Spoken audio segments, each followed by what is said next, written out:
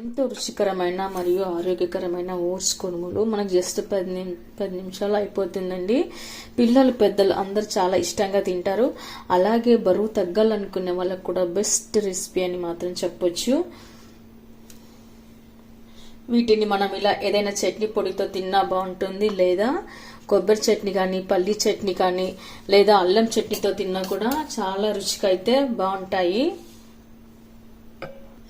మరైతే నేను ఇందులోకి ఏమేమి వేసాను, ఎలా చేశాను అనేది వీడియో ఎక్కడ స్కిప్ చేయకుండా చివరి వరకు అయితే చూడండి.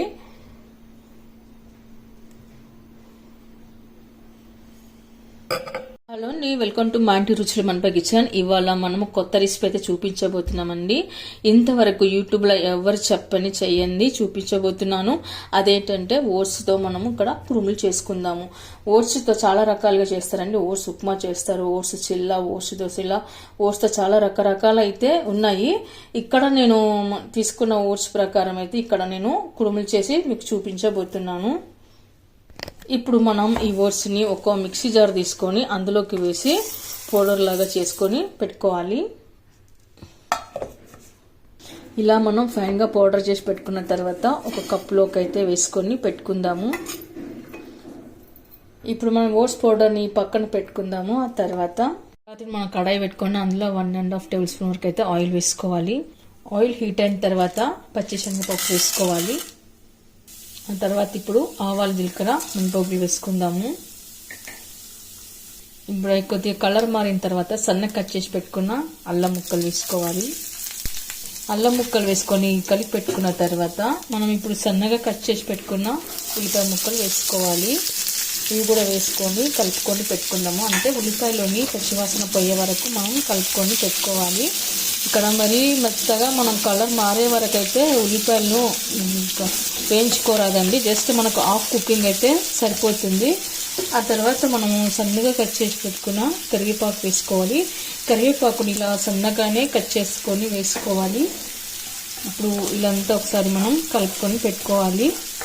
ఆ తర్వాత ఇందులోనే ఇలా సన్నగా కట్ చేసి పెట్టుకున్న పచ్చిమిర్చి కూడా వేసుకుందాము. ఇదంతా వేసుకున్నాక ఇప్పుడు మనం కలుపుకొని పెట్టుకోవాలి. ఆ తర్వాత మనం ఇప్పుడు రుచికి సరిపడా ఉప్పు వేసుకుందాము. ఇక్కడ మీరు తినే టేస్ట్ని బట్టి ఉప్పు వేసుకోండి. ఉప్పు వేసాక సరి కలుపుకొని పెట్టుకుందాము. మంటను మనం మీడియం ఫ్లేమ్ పెట్టుకొని వేయించుకోవాలండి. మరి ఎక్కువ పెట్టుకున్నట్టయితే త్వరగా మాడిపోతుంది కాబట్టి ఇలా తక్కువ మంట పెట్టుకొని మనం ఇలా వేయించుకొని పెట్టుకోవాలి. ఆ తర్వాత ఇప్పుడు మనం ఏ కప్పుతో అయితే తీసుకున్నామో ఓట్స్ని అదే కప్పుతో మనం ఇక్కడ 2 కప్పుల వరకు నీళ్ళు వేసుకోవాలి. ఇప్పుడు 2వ కప్పు కూడా నీళ్ళు వేస్తున్నాను. ఇప్పుడు వాటర్ వేసిన తర్వాత కొంచెం మరిగించాలండి. మరిగించిన తర్వాత మనం ఓట్స్ చేసి పెట్టుకున్న పౌడర్ని వేసుకోవాలి. ఇప్పుడు నీరంతా ఇలా మరిగిన తర్వాత మనము ఇందాక వేయించి పెట్టుకున్నాం కదా ఓట్స్ని, అది వేసుకొని కలుపుకుందాము. ఇలాంతా వేసి కలుపుకొని పెట్టుకోవాలి. అదేవిధంగా మనము ఏ కప్పుతో అయితే ఓట్స్ తీసుకున్నామో అదే కప్పుతో హాఫ్ కప్పు వరకు నేను ఇక్కడ సూజీ రవ్వ తీసుకున్నాను. మీరు సూజీ రవ్వ వద్దనుకుంటే బియ్యపు రవ్వ అయినా వేసుకోవచ్చు. ఇప్పుడు ఇది కూడా వేసుకుంటూ మనం ఎక్కడ ఉండలేకుండా కలుపుకొని పెట్టుకోవాలి.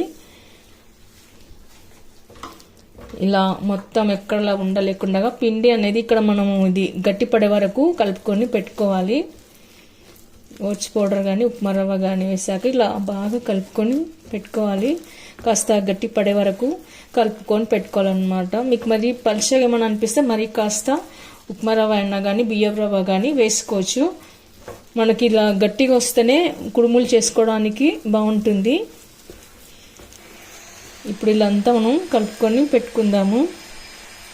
నేను ఇక్కడ మంటను మొత్తం తగ్గించానండి. సిమ్లో పెట్టుకొని నేను ఇక్కడ కలుపుకుంటున్నాను. ఇలా మనకు ఎక్కడ ఉండలేకుండా కలుపుకొని పిండిని ఇలా గట్టిగా వచ్చేట్లాగా మనం కలుపుకొని పెట్టుకోవాలి.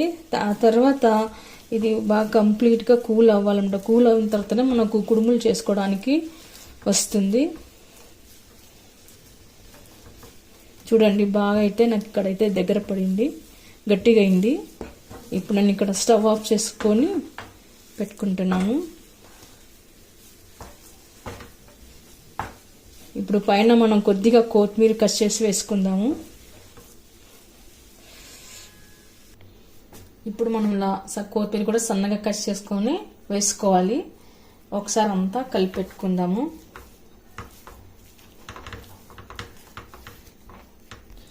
నేను ఇక్కడ స్టవ్ పై నుంచి కింద దించేసానండి. దించేసి ఇలా అంతా అయితే కలుపుకొని పెట్టుకుంటున్నాను. ఇప్పుడు మనకి ఇలా కాస్త గట్టిగానే రావాలి చూడండి, మెత్త కాకుండా ఇలా గట్టిగానే వస్తే మనకు కుడుములు చేసుకోవడానికి అయితే ఈజీ అవుతుంది.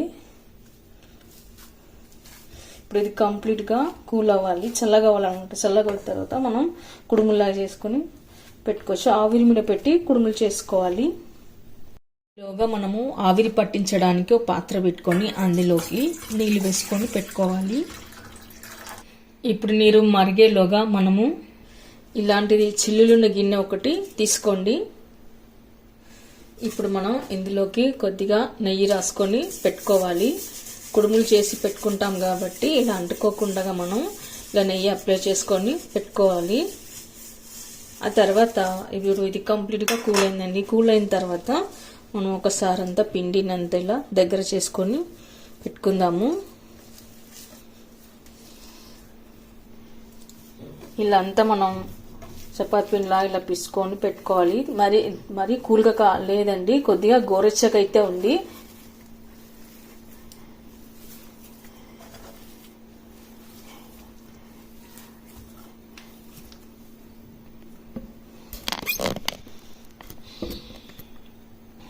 ఇలా అంతా మనం దగ్గర చేసి పెట్టుకున్న తర్వాత కొద్దిగా పిండిని తీసుకొని ఇలా మనం బాల్స్ లాగా చేసుకొని పెట్టుకోవాలి.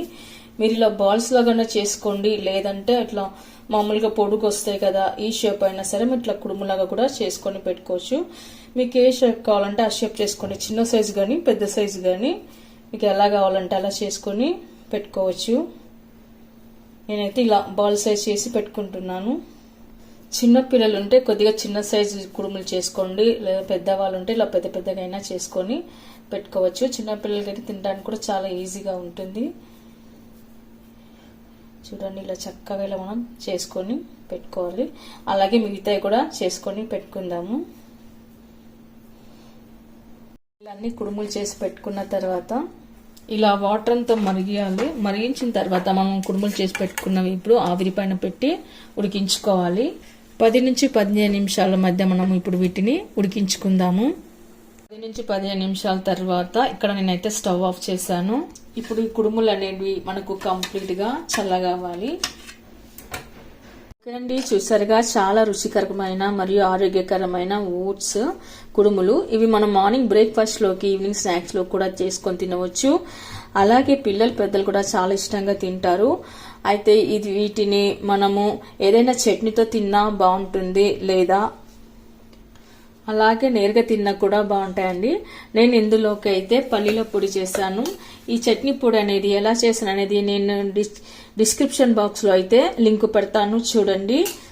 మరైతే మీరు కూడా ఒకసారి ట్రై చేయండి. మీకు ఎలా కుదిరిందో కామెంట్స్ లో పెట్టండి, లైక్ చేయండి, షేర్ చేయండి. తప్పకుండా మన ఛానల్ని సబ్స్క్రైబ్ చేయండి. Thank you for watching.